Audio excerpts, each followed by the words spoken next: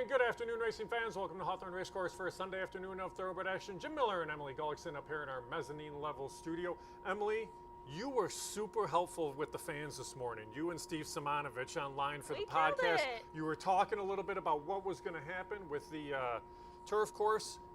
We got lucky. Mother Nature kind of skirted a little bit to the west of us, just under 0.2 of an inch. So turf is firm, which is great. We were very worried about it today. I called the turf being firm a long shot. So that just goes to show that long shots can still win because we are firm today, and it is a miracle. It is one of those things. I went out there. I was a little surprised. I was in here about 7:30 this morning and said, okay, let's walk it. Let's take a look. Let's see what happens. And when we fill spots, we fill spots with a little bit of dirt and some grass seed and that kind of stuff to allow it to grow. I was shocked when that was still dry. So that was a good thing. And then it looked like there was going to be storms on and off all afternoon. And then now it's kind of cleared up a little bit. We may get a passing shower here or there, but because it's firm, it can take some water, which is a good thing because we have some really good races overall, but 2 great turf stakes today. Yeah, and the temperature outside, it's not that it's hot necessarily, but it is pretty humid. Yes. So we'll keep an eye on that with the horses in the paddock so they start to get a little bit warm. Sometimes I notice that they'll get a little bit more sweaty if it's just not quite hot, but that humidity, but they're so good about keeping the horses cool, hosing them down and all that. But today's a really great card, stayed together well, fast and firm, perfect, couple stakes races and competitive races throughout. Yeah, it's a really good day for racing here today. If you didn't get a chance to watch Emily and Steve this morning, they always have a blast. They do a great job covering the Hawthorne card, and it's something that you're going to be doing throughout the course of the meet. I'm going to pop in with you whenever I can. You came in and said baseball's over, so no excuses. You'll be on every Sunday, and sometimes a guest or two that jumps in. Why not? Guests are fun. Steve Caspers absolutely. was great last week. It was such a good time there. So yeah, we will be doing that each and every Sunday morning as well. Let's look at today's races. As Emily said, we do have a fast main track. We have a firm turf course today. All 4 on the turf are sprints. The 2 stakes at 5/8 of a mile, races 9 and 10 at 5.5 furlongs on the turf. So it's a sprint full card, but it's going to be a really fun card today.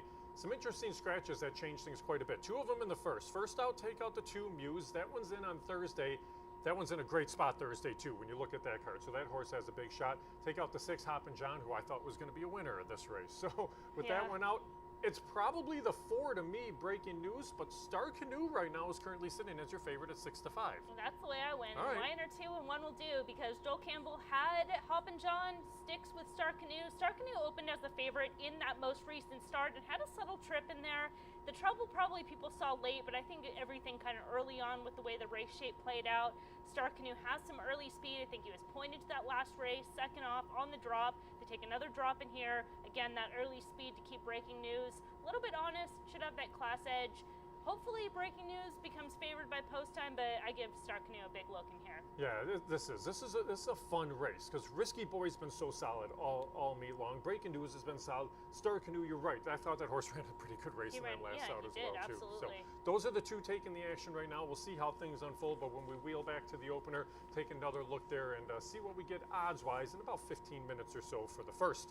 Race 2 today is a tremendous race. It's like 2 of the Silky Sammy series. These are the filly and mare sprinters. They go 5.5 furlongs in the spot. And you're like, okay, well, there's only 5 in there. Every one of these horses can win. They're all in with a shot. The longest price on the board, Race Day Attire, is the horse I picked second in here. But they're all equally talented. They're all very consistent race horses. They like the track. I thought this was a really good race for race number 2. I didn't know it was called the Silky Sammy series. Yeah. But I think it's going to be the Silky Samarita race. Yes, today. There you go. Thank you. Well played. Yeah, it just kind of came to me because nice I wasn't working on that joke. It just kind of happened because I really didn't know it was process here. I figured Lily's Woofy was who you'd be talking about. No, I think Samarita is a standout in here. She has tactical speed. She's got a class edge, speed figure edge, and coming in fresh. I think the race coming back at Keeneland, that kind of put her a little bit over the top. She ran so big that day, then rebounded here. Did pick up a win, but has been given 37 days since, and just in the right spot. I think she's a standout in here, likely to be favored, but I think deserving of that role. Yeah, she's going to be favored. I agree with you there. I mean, she's shown so much versatility. She can go out there, she can show speed, she can rate and run on late. She can just kind of let the race come to her and dictate how things are going to unfold. But the only reason I stayed away was the 5.5 furlongs. And I say stayed away, I picked her third in this spot, but only because she's had a couple of starts at 5.5. Maybe not her preferred distance because she is a 12-time winner. It is the preferred distance of the 1 Triple Scout. 8 starts at the distance, 6 times first or second, 4 of them come in as victories. Maybe just going to be a little bit longer price in here there than San Marita, but we'll see what we get in here. But yeah, I think those are the two. Again, race day attire, I thought ran a pretty good race in that last out and just wanted a little bit more distance. But again, a really solid race there for today's second. Third race on the card goes 1 mile and 70 yards in the spot, $5,000 claimers, non-winners of 3 races lifetime. Take out the 5, that's I'm your captain. I know you like the horse on the outside, so did I. When we come together on a horse that's usually a little bit of a price, and we did it a few times on today's card, they usually pay, they run well and they pay well, and it comes with Jet Flight in here. Yeah, I think Jet Flight's pretty clever in this spot. He's got multiple upgrades that make him that contender, find some class relief from the higher claiming events, and in those events, he was holding his own in there. He had some trouble at the start back on June 30th, breaking a little bit slow, and then on July 17th, it wasn't the most ideal trip. He was wide, he had some trouble in there.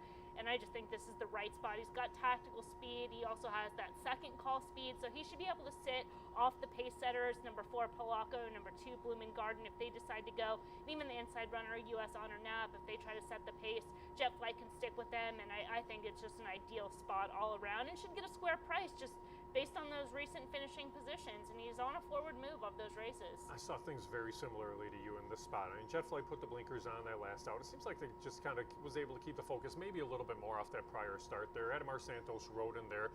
Back aboard today. He's ridden this track very well since coming over to Hawthorne too. So he's a guy that has kind of learned with the tight turns and the long stretch and that how to ride this Hawthorne strip. I think he's going to fit the horse well, and I think you'll get a decent price because, like you mentioned, I mean, Pelaco is going to take some action, probably playing in Peanut, Jim and Jim in here. So and we can get as well. Yeah, So we can get anywhere around that 9 to 2. I think that'll be a solid price there on Jet Flight in race number 3. Fourth race on the card, we're going to scratch the 5 Code Runner. That's a big scratch in there because that horse I thought was an absolute standout in the spot. It makes me wonder a little bit about the 1 Bandit Swanson in here because that's the other Armando Hernandez runner. These are $10,000 claimers in this race, but again, multiple horses you can look to. It's a very evenly matched bunch. I think it's probably a better race actually with Code Runner out of here. This is one of the races that Steve and I talked about. And the more that you look at this race, you can really just make a case for any runner in this field. And when I looked at it a few days ago, riding it up, I started with Bandit Swanson, but there are some reservations with that one.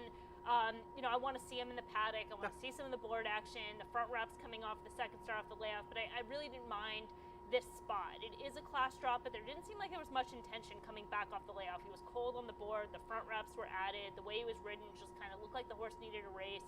They haven't had a win since 2022, so the drop is just kind of like he's an 8-year-old gelding. Let's place him where he can compete. I do think it is a positive. Orlando Mojica getting aboard. Again, it could be a further positive with the front wraps off and some intention here. But, I mean, there really isn't a knock on any horse in this field. There would be no surprises. Even Jeff the Lion, a horse I just kind of like scrolled over at first. The more I looked at him, it's like he's taken out of his run style last out. He went out and pushed the pace. He's now second start of the form cycle. I'm going to have to see the board. Yeah, because I'm going to change my mind. I know I'm going to change my mind between now and then. And it's just all going to depend on the number because then you can make a case for any horse in the field. There's no reason to take the favorite. So whoever the favorite is, I'm very happy to shift and see how the track's playing in those first few races. Right, and like you say, you really want to see if Bandit Swanson takes the front wraps off. They're taking the blinkers off for today's race as well, too. It's the second start off the layoff. Every right to improve in there. Wouldn't surprise me by any means. Stronger Together, I thought, ran a pretty good race in that last out, too, against the quality bunch. Ahead of the Game is the one I landed on in this spot just because I think the horse might control things on the front end. But then you have Looking for Revenge, who's been solid, too. I mean, it is. It's a good, solid bunch. You're not going to go wrong with anybody in there. If you're playing the early pick 5 and early pick 4, probably a spread race there in race number 4. Yeah, and play it that race when it comes up. Take advantage of that 12% win place show takeout. And this is the type of race where you can not only get some value, but get some more bang for your buck with that lower takeout. Inaugural running in race number 5 of the Lady Carey Turf Sprint Hair Black Type event. $100,000 guaranteed, goes 5/8 of a mile on the firm turf. Only one horse comes out of here, Cadencia, and Cadencia I thought even had a shot in here. You have Ouvre from the barn of Chris Block, who you have to determine, okay, she's so classy, turf, dirt, sprint, route, it doesn't matter. She's never run 5/8 of a mile in her career. That's the only thing that we have to find out about today, but she is so classy. question is for you, did you find it to be a one-horse race, or do you think there's some others that could possibly jump up and beat her? You know, I think when you start with the favorite, you have that slight unknown, but at the same time, there's so much class there. There's so much established form. You have the local connections. She's run at 6, she's run at 5.5, and done so at Keeneland, at Kentucky Downs, that it's like, are we really knocking her for that half furlong? Like, is that going to be the one big knock? And it's hard for me to get there when you have a horse that's just fast, it's classy, that's in form, that has the right running style for today's race shape. Even though it is a little bit shorter, she can show tactical speed. She has that finishing kick. She's in good local hands. So I think she's legitimate as the favorite. Now, trying to find some value in here, I was a little bit negative on the 9, Daring Do. I just don't think she has any edge over the other runners in this field. The horses that I think could present value are number 2, Laura's Charm, who has just really sneaky good turf sprint form, one that he hasn't run on it that much, but when you isolate those races, they just jump out of her past performances. And the same thing with number 4, Wide West, who's running some stakes races. I think the connections shipping in are looking for that black type, so I think there's some intention there. I'm going to try to get creative around Ouvre, thinking that she's legit, but also using a little Laura's Charm. Wide West I used as well too. What I like is Wide West has been here for almost a week, has schooled in the paddock on Thursday, gotten familiar with the surroundings, got settled in. There's a lot of intent there, and I think you're going to get a price. That's the word I was looking for. And I think you're going to get a price. So Wide West I do have in the mix. I was intrigued by Riley's redemption in this spot, just off that last race at Horseshoe Indianapolis. It's the Indiana bred that comes into this spot, claimed for $40,000 out of a start 3 back. But that last out, that was a quality bunch that this one comes out of. Yes, it's a significant step up. It's a step up in class. It's a step up just overall. Mike Maker knows what he's doing, though, and he's going to give this horse a shot in here. We'll see if Riley's redemption can step up. I don't know if you can beat the favorite, but we'll see if that's the case. It is. It's a good race, though, for the Lady Carey. Yeah, my concern with horses like Riley's redemption is just they're kind of just look like underlay potentials because they're going to get fed from the connections and off a recent race. And if you think they're going to run back to that, then that's value to you. But for me, I'm always a little skeptical. Yeah, at a short price, And you have a proven commodity in there who is going to be the favorite for sure. Race 6, maiden allowance runners in this spot. Scratch the 4, La Perfect B. Scratch the 6, Classic Richie. It's a field of 6 to line up in this spot. I don't know if you have to go much further than Willie Bird in here. I mean, this is a horse that showed good speed in that last out, took him all the way around in there. King Anthony, a good winner, came right on back to win his next start. I guess the only thing is you just got to make sure you get away from the rail in this spot. Yeah, and they've been able to show early speed. It wasn't necessarily a fast race. I think the scratches definitely help. I would say the biggest danger in here are the 2 first-time starters. Just being completely new faces. I was willing to take on Willie Bird just because I thought he'd get a lot of play off that most recent race, even though he was flattered, as you mentioned, King Anthony coming back. But he ran against Maiden Claiming Company in that first start, so some class concerns, the pace not being especially quick. I don't know. I would look towards those new faces, and maybe on the outside, see Sweet Boy being that live runner for the Shipring barn coming in. Right. Yeah. Bill Morey coming in, a nice consistent work pattern. That's why I picked second in there. Yeah. I mean, that's the other logical one. I mean, Goodyear ran really well off a very, very, very, very long layoff in that last out. But yeah, inside, outside for those horses there in race number 6. In the 7th, Robert S. Malaro Memorial Turf Sprint here, 5/8 of a mile. Scratch the 3, Fit to Fly, who's back in on Thursday. Mr. M is out of this race. And then No Balls, I think, is entered at Saratoga. I believe the 7th race. So they were cross-entered, probably looking at the spots. And they supplemented for this race, so I think they wanted to take a look at both spots. But when you also have one-timer in here, who's a very legitimate racehorse, that's a horse that I think merits a look. Mischievous Rogue is a horse that I think could be a factor, but one-timer is probably who you now have to start out with today. Yeah, and I mean, probably just benefits from those scratches as well as the inside speed coming off the layoff. I think that kind of sets up for one-timer, all things considered, just with in terms of race shape. And if the horse to beat is Mischievous Rogue, who does come from well off the pace, then I'd rather have the early speed of one-timer in there.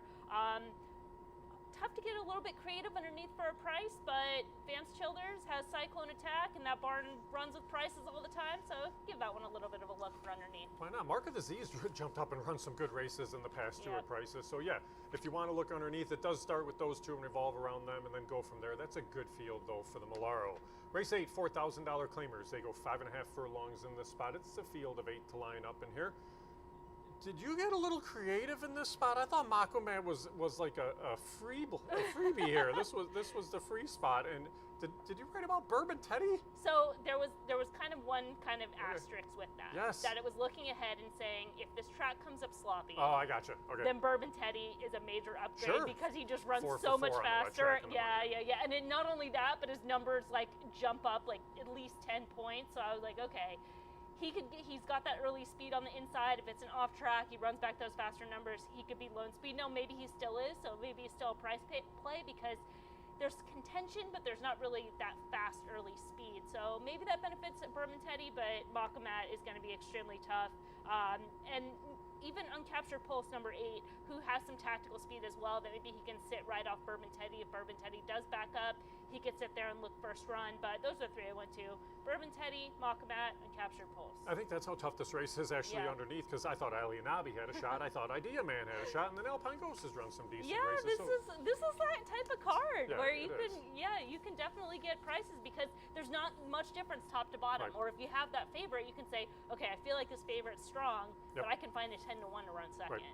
Yeah. Then we close out Turf Sprint card with Turf Sprints in the final 2 races of the day, and we just kind of did it this way to give that very fresh course to the stakes horses, but be able to give these horses that opportunity. So 9 and 10, both at 5.5 on the turf. Race 9, take out the 1 Infinite, take out the 8 Parkland, and the 13 Roboman. The 14 Patty's House was going to wait a little bit just on the weather, which I have no problem with at all. And here, this is the second time you and I agree on a price on the card. It comes with Grand Hideaway. I thought the horse was going to get a tremendous setup. Would like the distance. I love this horse in here today, and I still think we'll get a decent price. Listen, I have nothing to add, yes. Especially when you're saying I love a horse. Yeah, I think he's going to get the right setup. I think there's a lot of speed in here. He's on the inside now, on the rail. Should be able to save ground, close on the inside. 357 would be the other closer with Landmark Deal running in a different spot. So, but yeah, Grand Hideaway. And your confidence, that moves this one up even more for me. And we're talking about him taking on a course record holder in tightrope in here. Well, tightrope's going to have a different scenario. Tightrope far different scenario. Far different scenario. And when he's had to deal with other pace, he's completely different than when he's able to be lone on the lead. It's just a different ball game. And talking with Steve this morning, he said his horse, number 5, Dinos Dixie, is going to go. So they're going to try to give Tightrope everything he can handle. Let him go. Let him cook. And then Jim's love of the card, Grand Hideaway, swoops by right on the inside. I'm with love you. It. I hope that's the case, and we'll see what happens there in the 9th. Then in the finale, 13-5 claimers. And the last 5.5 furlongs in here, we get the field of 9 to line up.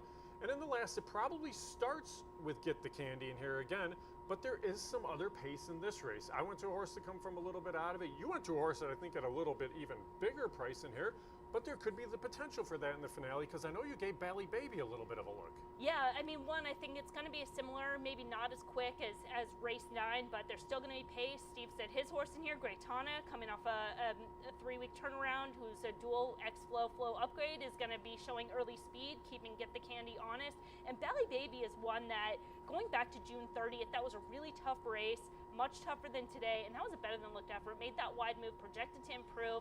I wasn't crazy about the mile. I didn't hate the mile, but the trip wasn't the most ideal. Broke slow, was against the race shape. I think this is the ideal spot. Can get the right trip, has back numbers that sit on par, which was the one that you went to from right off the pace. I went into the 7 Rambert. I thought Rambert was just going to be just a little off the pace. I think that's your best shot. Interesting. Yeah, only because I think Greytana and Get the Candy both are going to go here, and it's one of those where it's the benefit from being outside. Because if the inside 2 go and you see them to your inside go, maybe you say, okay, I'm just going to sit just off their flank the whole way around and then come running at them late. So I'm hoping that's the case. I think that's going to be where Rambert's best off. And you kind of have to dig all the way back. You actually have to go back to a race at the Meadowlands on their turf in 2022 to find really that turf sprint from at least 8. It might have been the 8th. It was the 9th race back, and the horses run well since, so I'm not excusing races, but to find the style I'm hoping to see. Sit 2 or 3 lengths off the pace early on, and then come running at them late. So we'll see if that is the case for Rambert there in the finale.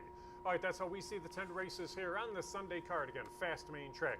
Firm on the turf course today. Let's flip back to the opener. Take a look at the field. For the first is in the opener. We offer Win, Play, Show, Exacta, Trifecta, Superfecta, Double, Pick 3, Pick 5, Place Pick 8 wagering.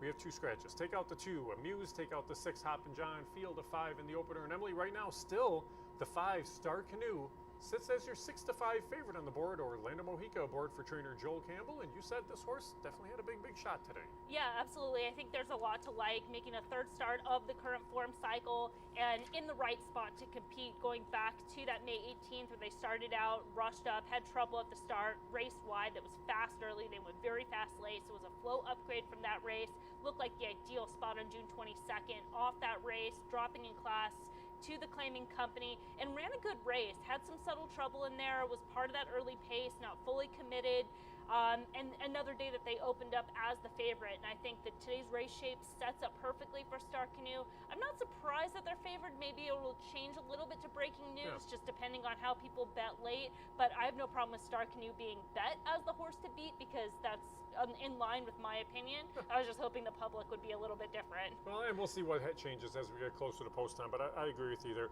All right, let me ask you, for the plot, looking at the plot, does it show Star Canoe on the front in here, or does it show things, how do you see things unfold in there? Yeah, so the plot again is just based on how the horse have run in the past, not on the data. And so it has breaking news and Star Canoe both sitting at the first call and the second call as well. Now, breaking news does have that square position, which is the edge over Star Canoe, which is a circle having less finishing ability than the square.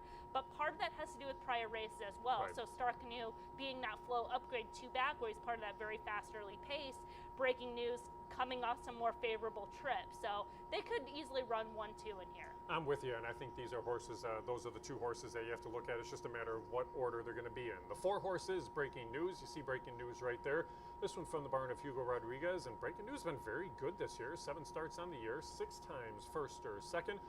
And like you said, the horse has some versatility. Can't go up there beyond the lead, doesn't necessarily have to have the lead, solid at the distance.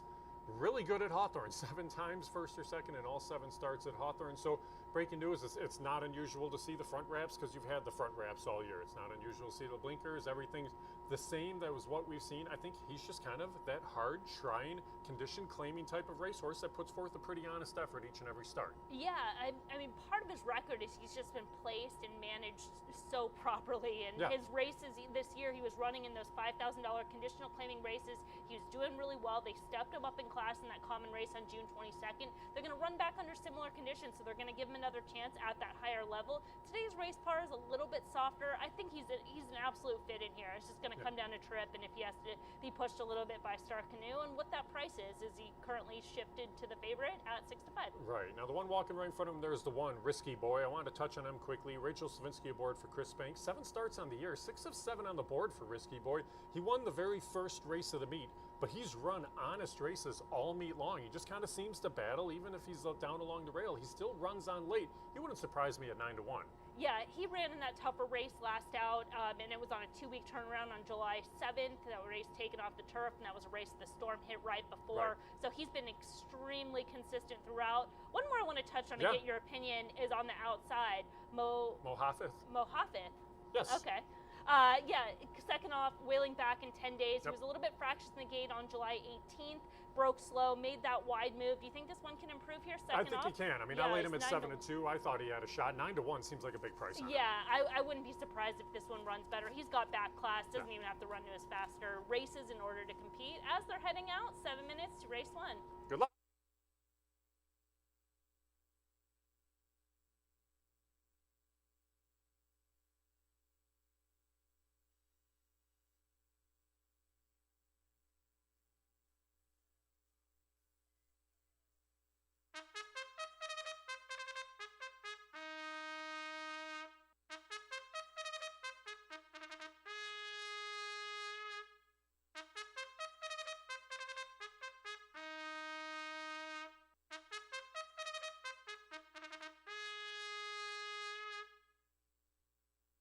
Coming on the track for the Sunday opener, they'll go 6 furlongs.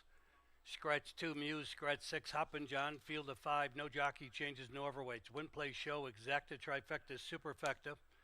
This race starts the rolling daily doubles, rolling pick 3s, the 50-cent early pick 5, and the $1 place pick 8. They are parading 1, Risky Boy, will be handled by Rachel Slavinsky. Number 2 is Scratch, 3, Country Guy with Adamar Santos aboard. 4, Breaking News, Alexi Centeno. 5, Star Canoe with Orlando Mohica aboard. 6 is scratched. And number 7, Mohafet Antheo Murga will ride. They'll be at the gate in about 6 minutes to kick off the Sunday program. Once again, the dirt track is fast. The turf is listed as firm with the rails set at 0 feet.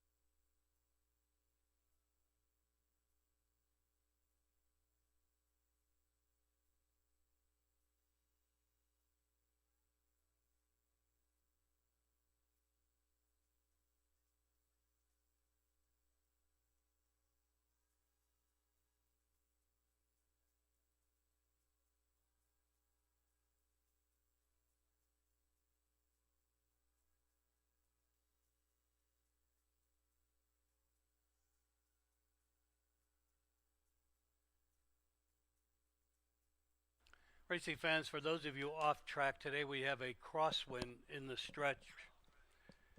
It's from the back stretch to the home stretch. Right now, there's a crosswind from the back stretch to the home stretch.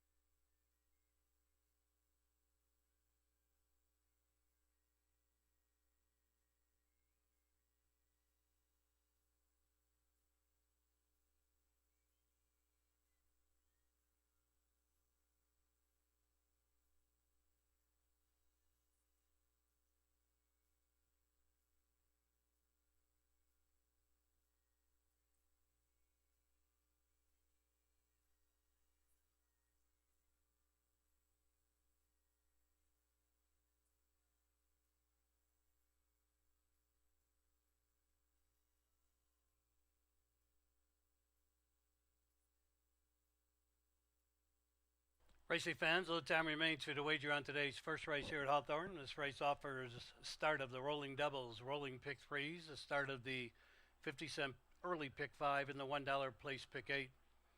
We do thank you for joining us wherever it may be across the betting network.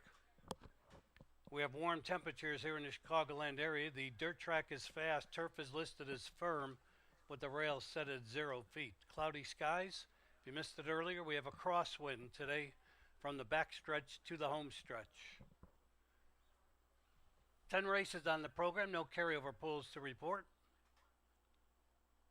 We are close to starting time for race 1 here at Hawthorne.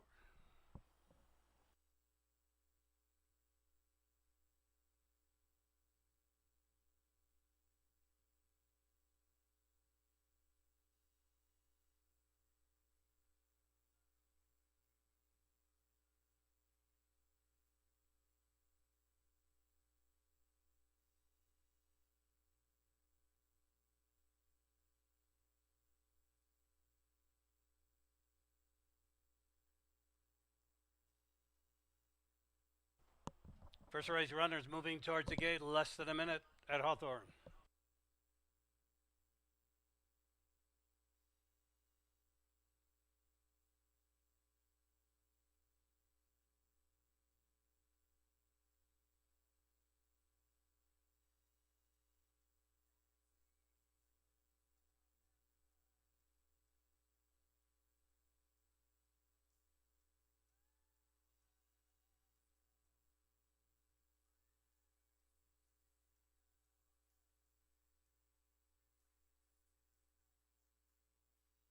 Racing fans are at the starting gate for today's first race here at Hawthorne, first of 10 on the Sunday program.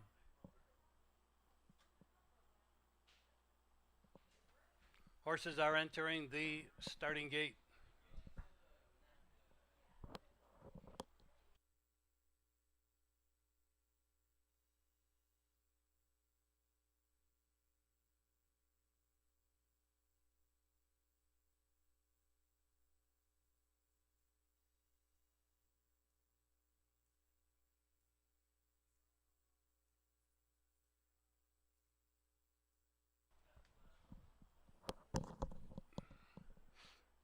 Last two to go in. Breaking news. He's in. Waiting now for Mohafeth, the gray. Field of 5. They're all in the gate at Hawthorne.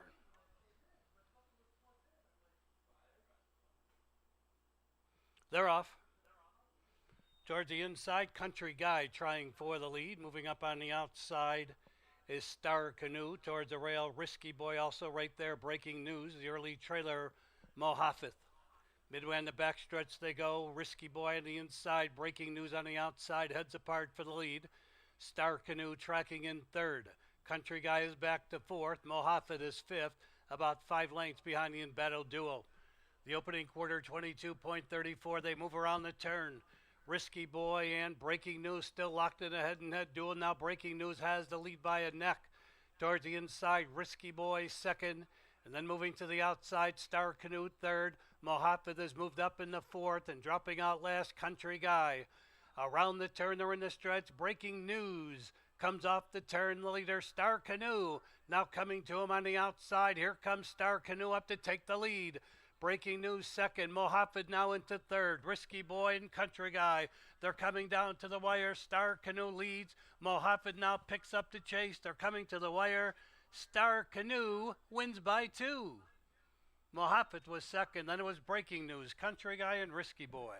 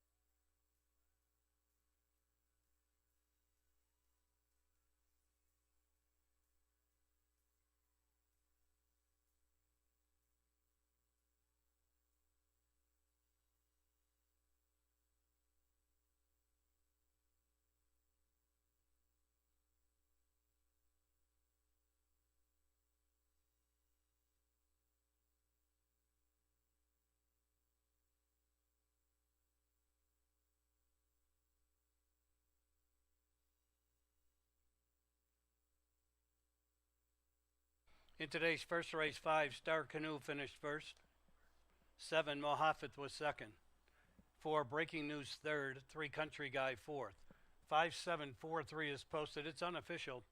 110.07 the running time. Racing fans, looking at to today's 9th race, we have a late scratch. In the 9th race, scratch number 14, Patty's House. 9th race, scratch 14, Patty's House. Returning the unofficial winner, 5 Star Canoe. Star Canoe is owned by Kurt Geilo and Richard Erickson. Joel Campbell trains Orlando Mojica, the winning rider. Still unofficial.